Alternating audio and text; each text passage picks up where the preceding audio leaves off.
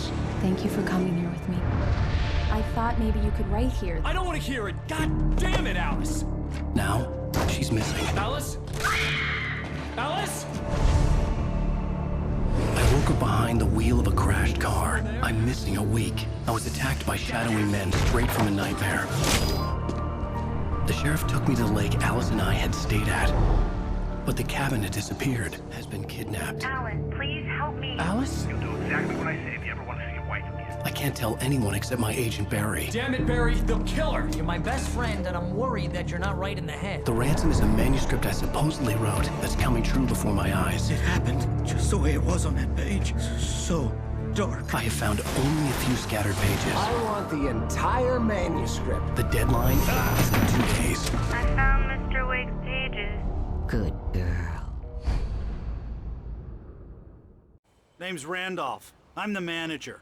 We're looking for Rose. Works as a waitress down at the diner. Rose, sure. Nice girl. Who wants to know? I'm Alana Uwaica. The writer, huh? I heard on the radio you were visiting. Well, I'll show you her trailer. That Rose, she's a nice girl. Always pays her rent on time. As I was saying, Al, I found all sorts of weird stuff from the local newspaper's archives. This place is crazy. Disappearances, mysterious deaths, urban legends come true, and get this, most of this stuff takes place around Cauldron Lake. Well, you ain't wrong, mister. The Indians thought the lake was a doorway to the underworld. I'm the God-fearing type myself. I don't hold with that sort of thing. Yeah, okay. Anyway, there was an island there owned by a guy called Thomas Zane. Now, some of the articles I found about him make him out to be a famous writer, but I ran a bunch of searches, couldn't find a single thing he wrote. Zane was heavily into diving, so much so that the place came to be called Diver's Isle. But the volcano under the lake erupted in 1970, and Zane went down with the island. Yeah, how about that?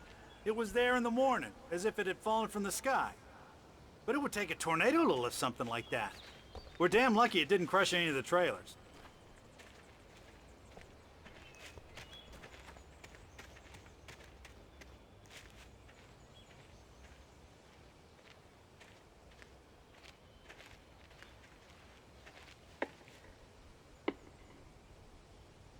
It gets better. A local girl, Barbara Jagger, drowned in Cauldron Lake just a week earlier. They were lovers. Sure, Jagger's a local spook story. The Scratching Hag comes for you in the dark. Childish stuff like that. Anyway, Al, I'm just getting to the best part. All of the articles about this stuff were written by Cynthia Weaver. I asked around, and she's that crazy bag lady you met. What, the lamp lady? She can be a little loopy, but she's not homeless or anything. Yeah, anyway, she knew both Jagger and Zane before they both died, and she had some kind of a breakdown.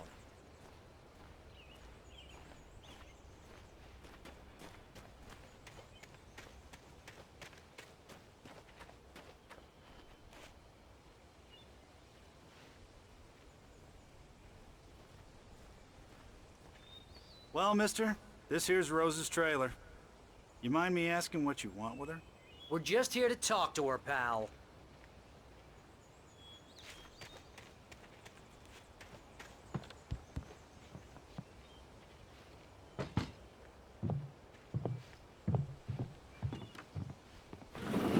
Welcome to...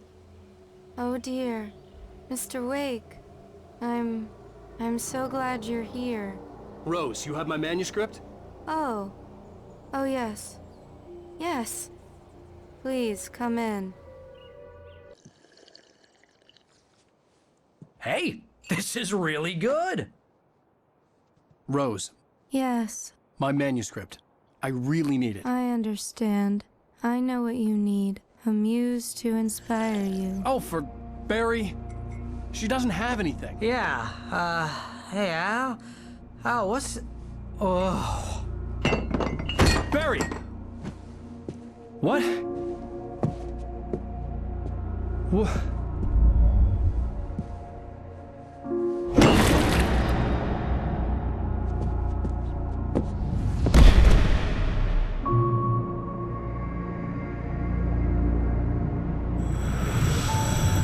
It's coming for you, hiding in my barber's skin. I'm too weak to stop it. You must turn the lights on. I promised I'd come visit you and your lovely wife. You must finish what you started. I insist. You must turn the lights on. Turn the light on. Back to work, boy.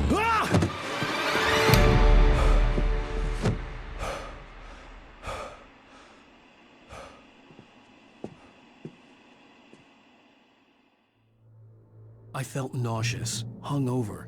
Only anger kept me going. I can't tell reality from dream anymore, but it seems I have an imaginary editor to help me. She's an old woman in a funeral dress. I call her Barbara Jagger. She's very strict. I'm writing faster and faster. My manuscript is being heavily revised. The edits are getting very aggressive, and each day there's less of me and more of her. I hate it, but I know she's right. She promises me I can save Alice this way. She knows more of this than I do. About the complex incantation I'm attempting. About this place. She's worked with another writer under similar circumstances, Thomas Zane. The genre of the story seems to be shifting. It's turning into a horror story. I'm getting close. I can feel it.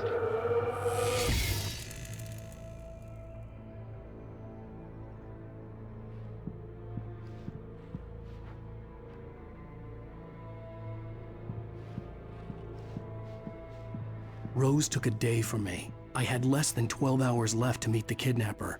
All I could do was get Barry into the car, work something out once I got on the road. Barry was out of it. He was way too heavy to carry. You're right. I deserve more money.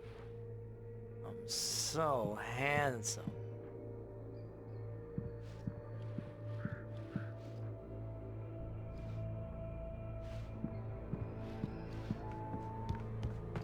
My gun and flashlight were gone. I'd have to find a way to get Barry into the car as quickly as possible. There was no time to waste.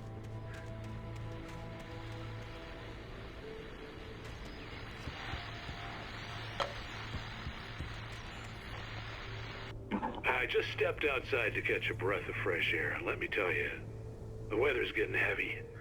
Nights like this make me especially glad I'm here talking to you and not home in bed. Once the weather takes a turn like this, I can't sleep at all.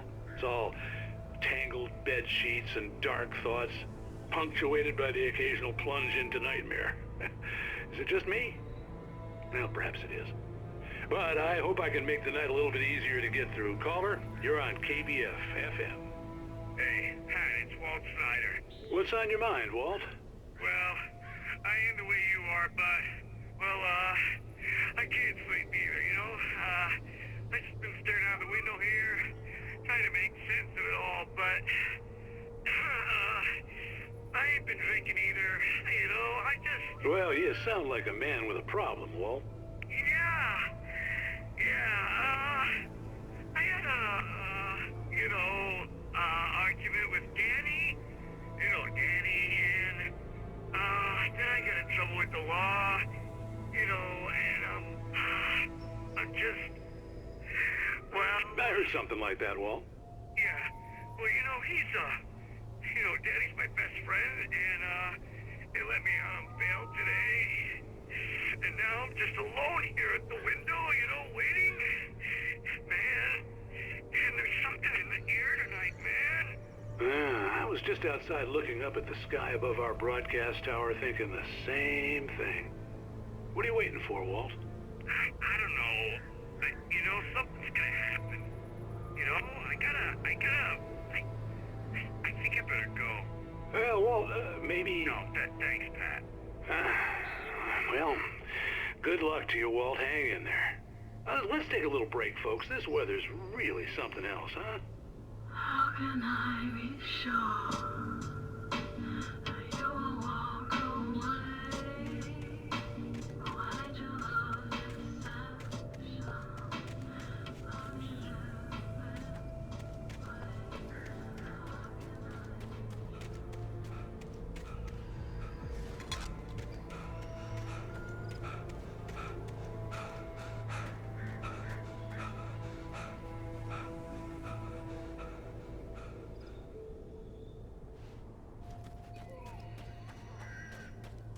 Uh-oh, you're gonna get it now. God knows what you've done to that poor girl. This is Agent Nightingale, FBI! Get him up, Hemingway! You're under arrest! You move a muscle, I'll unload right in your goddamn face! Stay right where you are, Slade!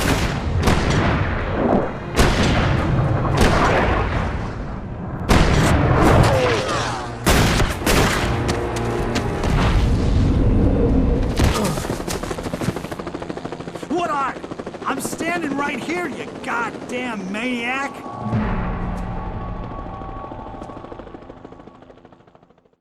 I hated to leave Barry behind, but there was no way I'd miss my appointment with the kidnapper. Give it up, Mr. Wake. Come on. Make it easy on him.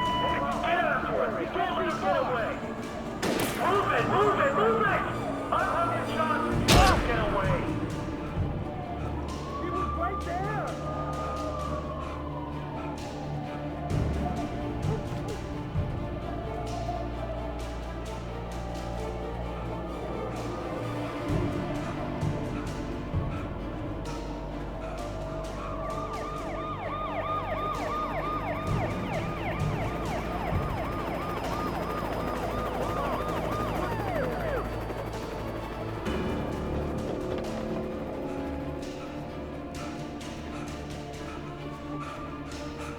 Stop running! Freeze!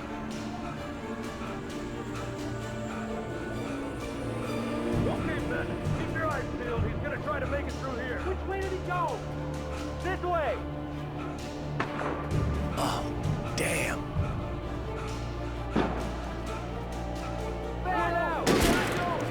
Stop! I don't get away! Keep an eye out!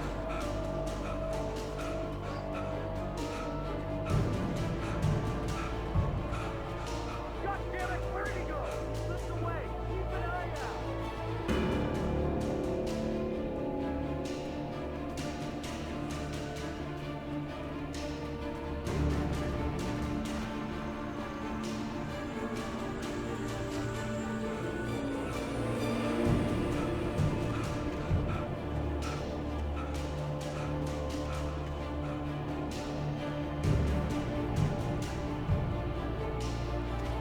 He's gone! Come on, guys! We need to head him off!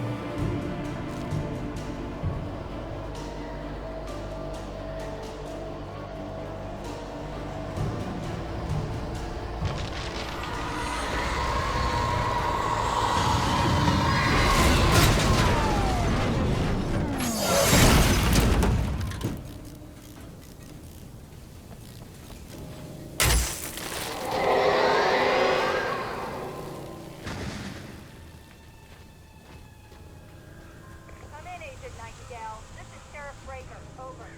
Nightingale, over. What on earth is going on? My deputies tell me you fired at Wake and he didn't have a gun. You almost hit a civilian instead. Over. Sheriff, Wake's running. I'm giving King. I don't have time for this. Well, make the time. You can't just go shooting at people in my town. Over. I'm a federal agent pursuing a fugitive. You want to discuss my methods, Sheriff? Make an appointment. Over. You stay right where you are, Agent Nightingale. I'm on my way. Out.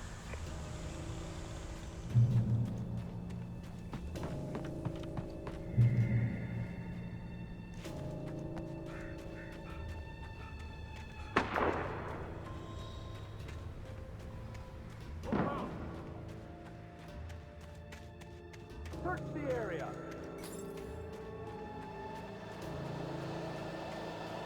Stay sharp.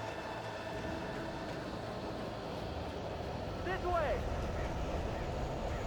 Over here.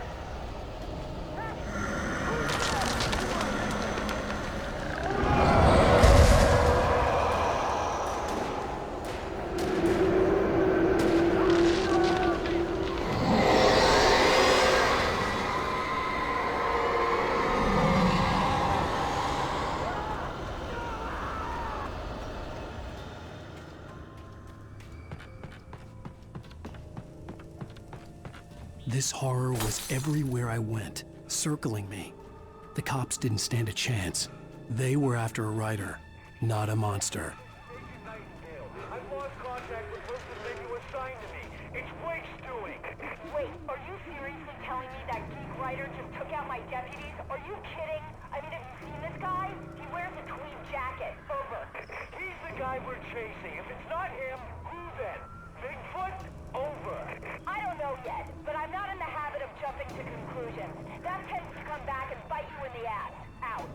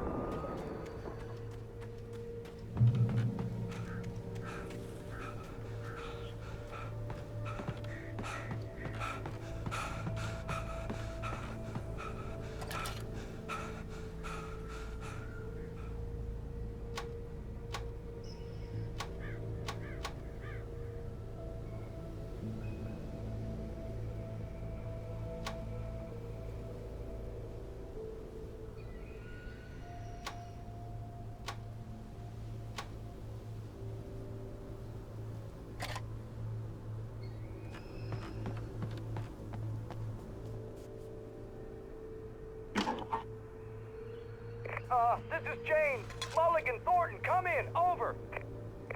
Thornton here. James, we got both Wheeler and Rose in custody. They didn't put up a fight or anything. Why, they were... Hey, Mulligan, what are you doing? Come on! Sit down and give me that. James, Mulligan here. Over. Go ahead, Mulligan. Over. We got Wheeler and Rose here. Wheeler's drunk or hopped up on something. Speaking of which, that Fed had a pretty distinctive whiff of Otis Scotch about him, if you know what I mean. Over. I don't have anything on that, Deputy Mulligan. Over. Well, whatever. Anyway, Rose is just being plain weird here. You better get Doc in to take a look at both. Over. Gotcha. You better get them here quickly. The, Fed's gonna want to interview Wheeler. Over. Oh, yeah, I'll bet he does. Looks like they have a lot in common. Mulligan out.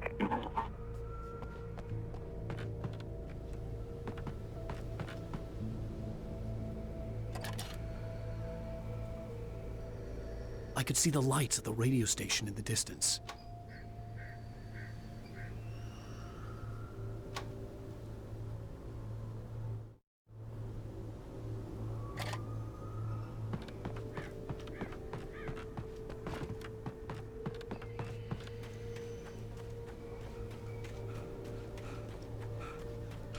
I imagined that the broadcast tower in the distance was part of the local radio station. Maine seemed like a decent guy. Perhaps he could give me directions to the coal mine.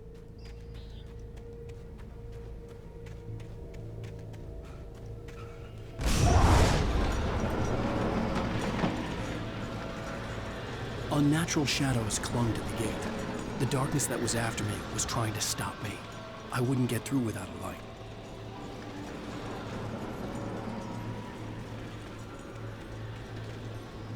There was no power to the searchlight.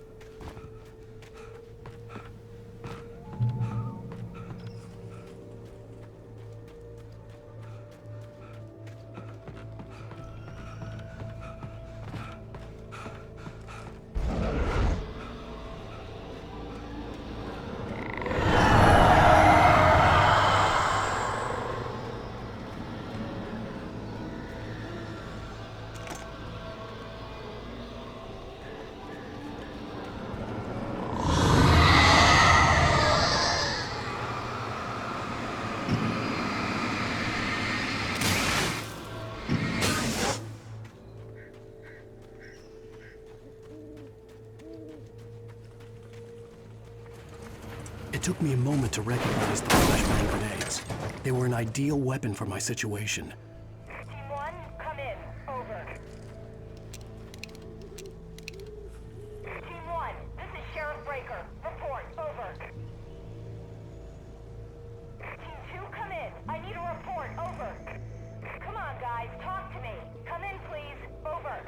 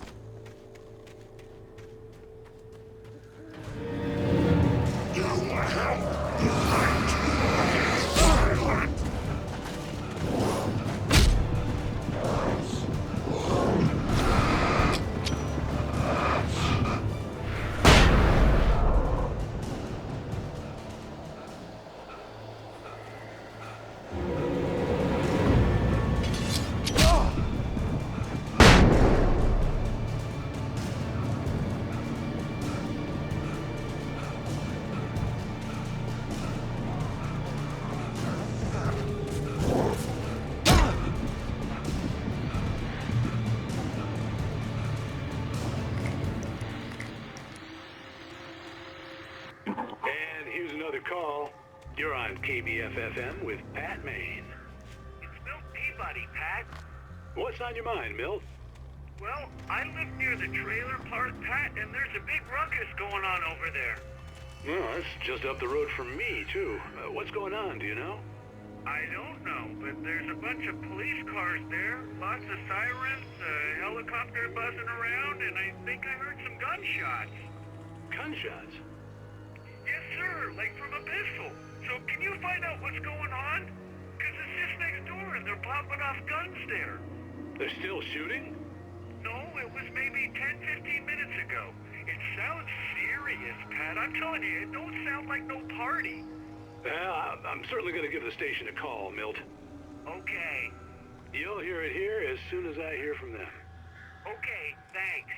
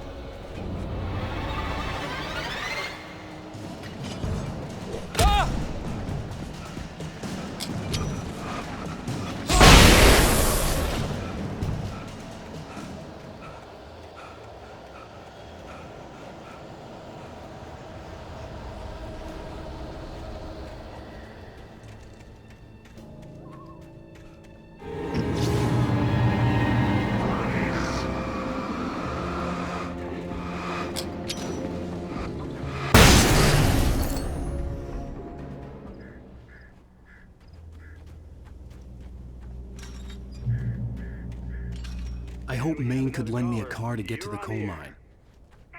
It's Lorna Miles. Why, hello, Lorna. What do you have for us?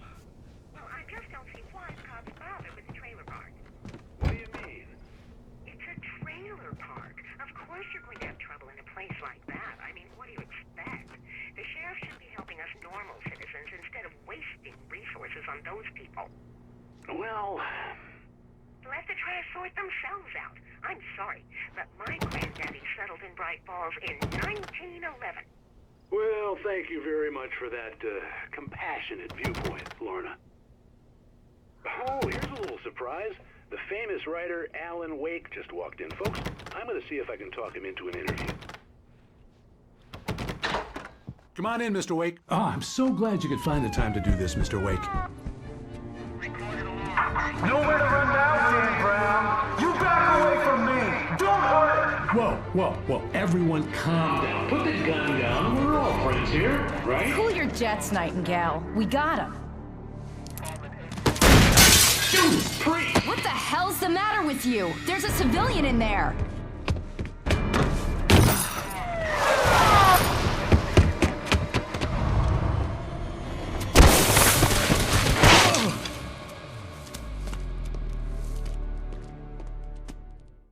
I'll get you yet, even if it kills me. You hear me? You hear me, H.P. Lovecraft? I had fallen off so many cliffs it was ridiculous. That's what you get for naming a book The Sudden Stop. It was probably good I hadn't had the chance to tell Maine where I was going. I'd have to lose the cops and find my own way to the mine.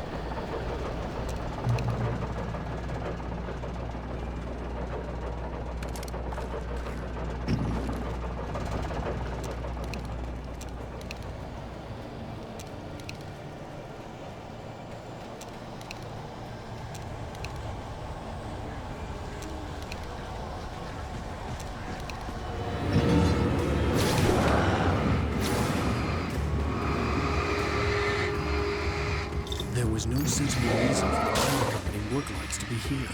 It was almost as if they'd been looking for someone like me to use.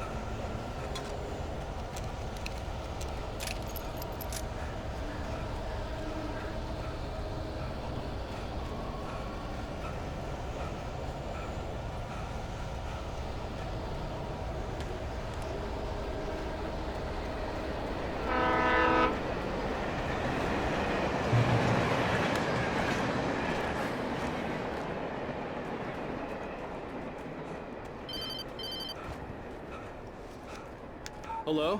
The most stubborn man I've ever met. Alice? Alice? Alan, I'm so afraid. He keeps me in the dark. Please help me. I look at you, Alan, and it's not you. Something else. Looking out from behind your eyes. Alice, I'm here. I'm so alone here. It's all gonna go to hell. You need to be careful. Cooperate. The connection had been terrible, but that wasn't the only thing that hadn't been right with the call. She sounded wrong somehow, but she had called me.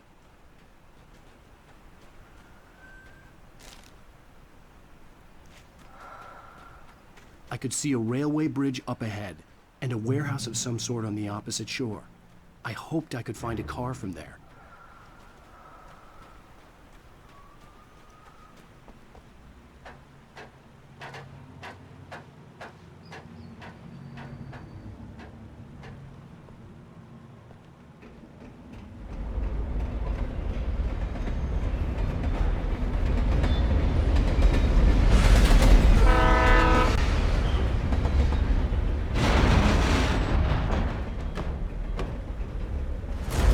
That was pursuing me was growing stronger, and it was taking over everything in its path.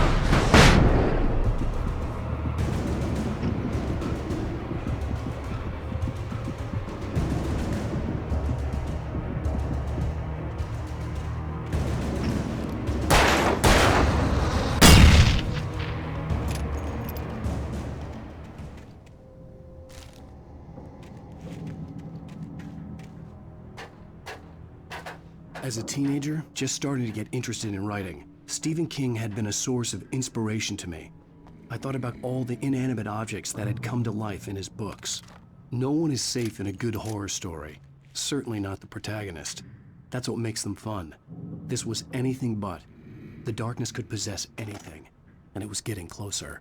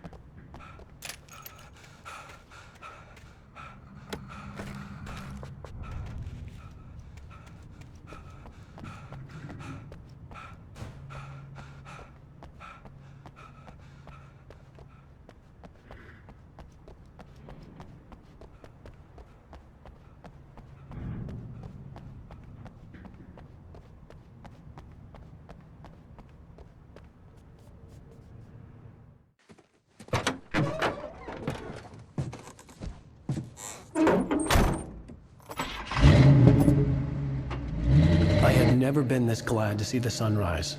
I had a couple of hours to get to the coal mine.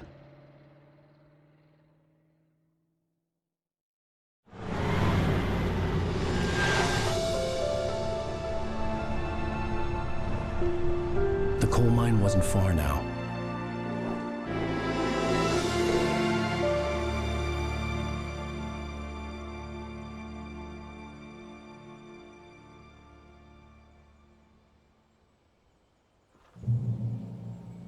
Today, I would meet the kidnapper, and he would give me Alice. I wouldn't give him any other choice.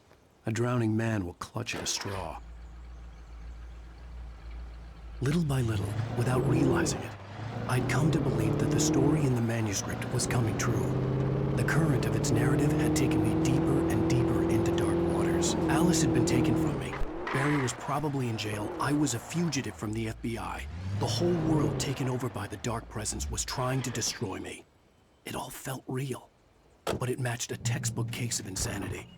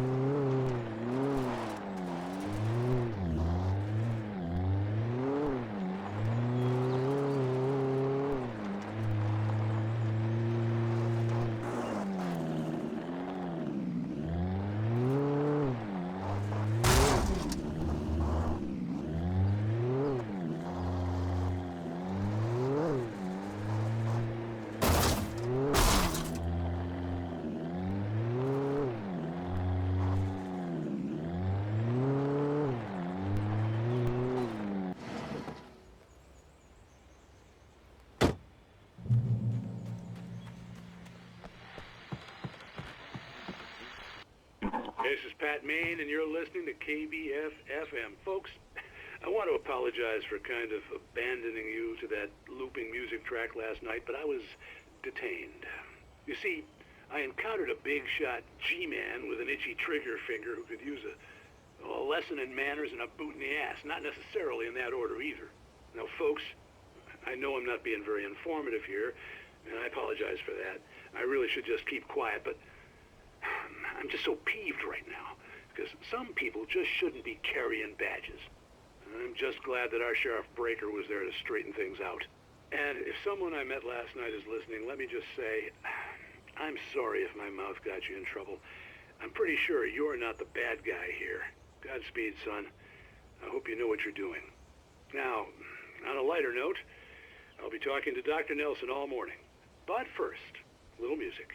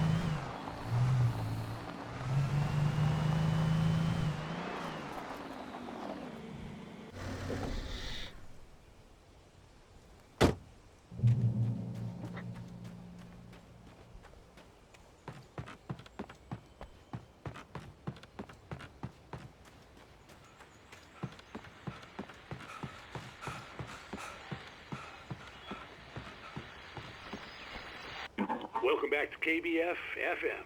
Hope you enjoyed that tune. Now, Doc, you were talking about life and finding that special someone, that soulmate. Well, you were talking about that. I was saying I don't buy it. Well, see, to me, that's strange, because I always pegged you as a hopeless romantic. You got me there, Pat. But I think love's where you look for it. And you need to do a lot of looking, sure. But the idea that there's that one special person out there for you, and if you miss that chance, it's gone forever, and you're forever incomplete. I mean, Isn't that depressing? Or, heck, childish even? Hey, there's plenty of fish in the sea. And apparently a fisherman has a fishing analogy for everything, but what you're saying, isn't that a little harsh? Well, no.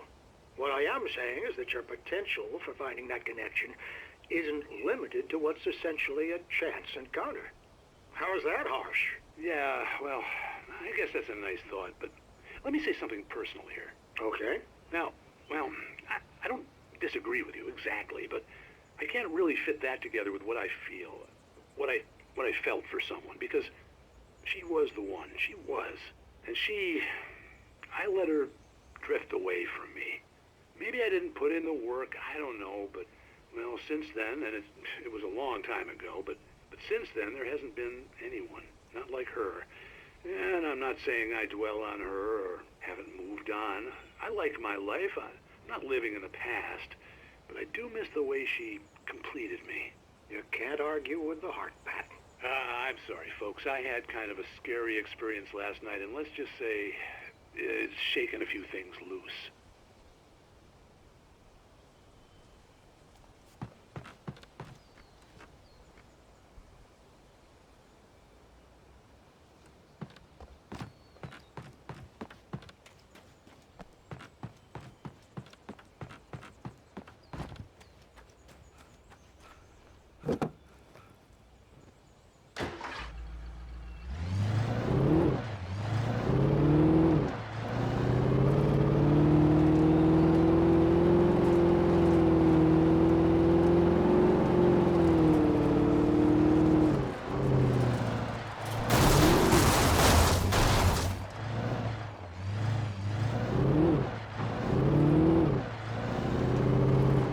I was early. I was supposed to meet the kidnapper at noon in the main building. The coal mine was quiet. It was a museum now.